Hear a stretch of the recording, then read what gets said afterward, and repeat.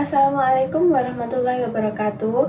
Selamat datang dan salam hangat untuk Bapak, Ibu dosen, serta teman-teman semua. Perkenalkan, saya Radala Kadisa Ruby, mahasiswa program Ilmu Komunikasi pada Universitas Cyber Asia. Pada kesempatan ini, saya akan mempresentasikan proposal program Public Relations sebagai tugas ujian akhir semester pada mata kuliah Manajemen Public Relation. Program ini saya rancang sebagai simulasi kegiatan PR dan perusahaan fiktif yang saya beri nama PT Ruby Co Skin Indonesia. Sebagai mahasiswa ilmu komunikasi yang sedang mendalami mata kuliah ini, saya merasa sangat tertantang dan antusias. Tugas ini bukan hanya sekedar teori, tetapi juga praktik langsung yang mencerminkan dunia kerja sesungguhnya. Saya berharap melalui presentasi ini, saya bisa menunjukkan pemahaman saya sebagai strategi komunikasi dan manajemen PR yang efektif. Yang pertama, di sini saya akan menjelaskan seputar tentang perusahaan yang saya buat secara fiktif, yaitu PT Ruby Co Skin Indonesia. PT ini adalah perusahaan skincare lokal yang berfokus pada produk perawatan kulit berbasis bahan alami khas Indonesia. Visi kami adalah menghadirkan produk yang tidak hanya aman dan halal, tetapi juga efektif serta berkelanjutan. Kami ingin mengangkat kekayaan alam lokal seperti temulawak, bunga kenanga, daun sirih ke dalam dunia kecantikan modern. Di sini saya selaku PR eksekutif, saya menunjuk diri saya sendiri untuk PT Ruby Co Skin Indonesia. Di sini saya memiliki judul program PR yaitu Ruby Radiance Week Glowing Skin, Glowing Confidence. Program ini dirancang sebagai kampanye intensif selama 7 hari untuk membangun kesadaran merek, kedekatan emosional, dan juga citra positif perusahaan di kalangan target pasar utama kami. Alasan saya memilih bidang skincare, khususnya yang berbasis bahan herbal, adalah karena tren gaya hidup sehat semakin meningkat. Konsumen sekarang sangat peduli dengan apa yang mereka gunakan di kulit mereka, dan mereka cenderung mencari produk lokal yang transparan, alami, dan juga aman. PT Ruby Co Skin Indonesia ingin menjawab kebutuhan mereka.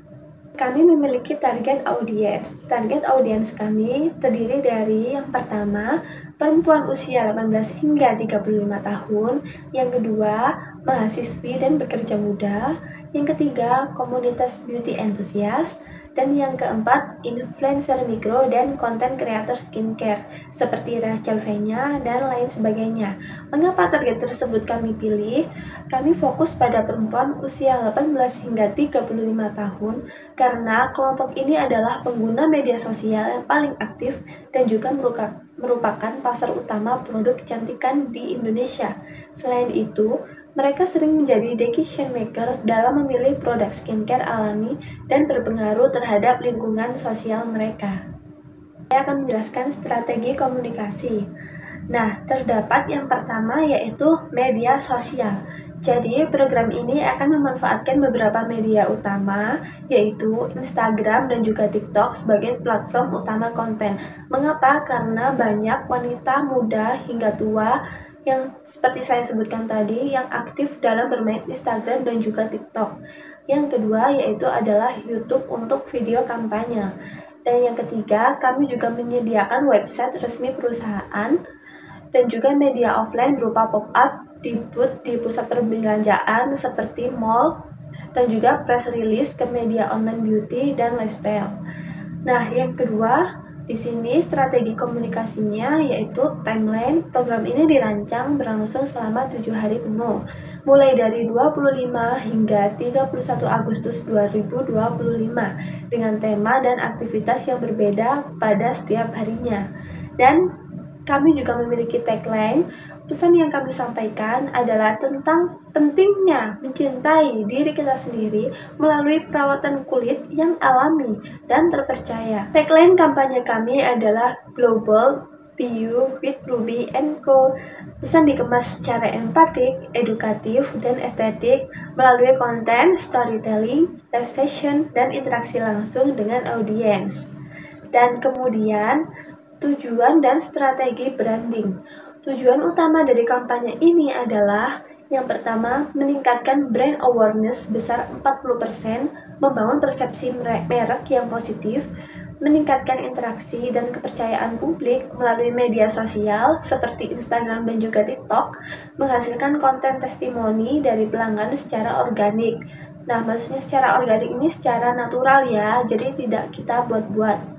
Dan kemudian ada lagi strategi branding yang dilakukan melalui yang pertama, visualisasi dan clean dan feminin, storytelling pelanggan yang nyata, konsistensi tone dan warna, dan estetika, pemanfaatan bahan lokal sebagai nilai jual dan diferensiasi.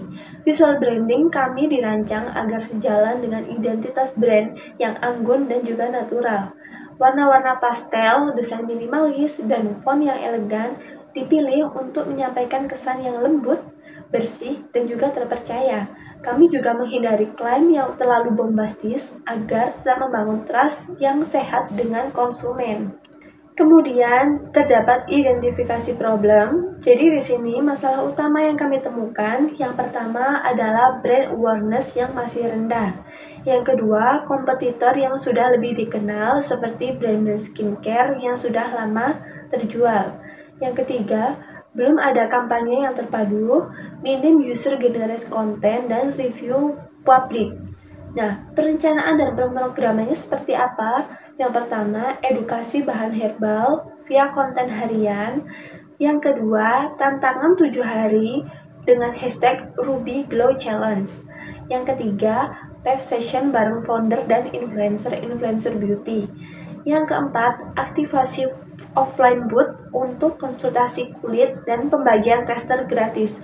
Jadi nanti terdapat pembagian tester gratis agar publik khalayak ramai mencoba bagaimana kualitas dari produk kita, dan juga pelibatan audiens untuk membagikan perjalanan skincare mereka.